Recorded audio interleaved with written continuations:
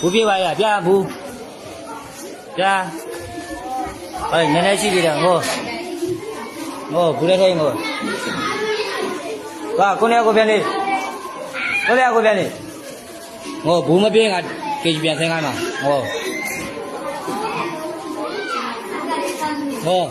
ဘူးလေးထဲလေကုန်တော့မှာပဲ